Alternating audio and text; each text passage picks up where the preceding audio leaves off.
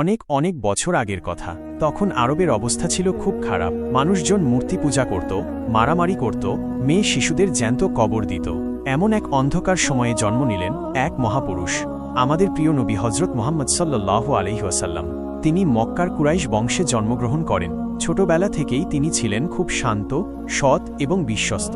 সবাই তাকে আল আমিন অর্থাৎ বিশ্বস্ত বলে ডাকত। যখন তার বয়স 40 বছর, তখন আল্লাহ তাআলা তাকে নবুয়ত দান করেন। তিনি মানুষকে আল্লাহর একত্ববাদের দিকে আহ্বান করতে শুরু করলেন। প্রথম দিকে খুব কম মানুষই তার কথা শুনত। যারা শুনত তাদের ওপর কাফেররা খুব অত্যাচার করত।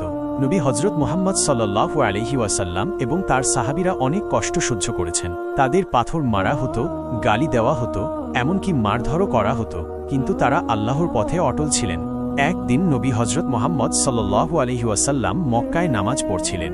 এমন সময় কিছু কাফের তার ওপর উটের নোংরা অংশ ফেলে দেয়। তিনি সিজদায় ছিলেন, তাই উঠতে পারছিলেন না। তার ছোট মেয়ে ফাতিমা রাদিয়াল্লাহু আনহা এসে তাকে সাহায্য করেন এবং সেই নোংরা সরিয়ে দেন। এই দৃশ্য দেখে কাফেররা হাসাহাসি করছিল, কিন্তু নবী হজরত মুহাম্মদ সাল্লাল্লাহু আলাইহি ওয়াসাল্লাম তাদের অভিশাপ দেননি, বরং ধৈর্য ধরেছেন। এই কঠিন পরিস্থিতিতেও তিনি ইসলাম প্রচার চালিয়ে গেছেন।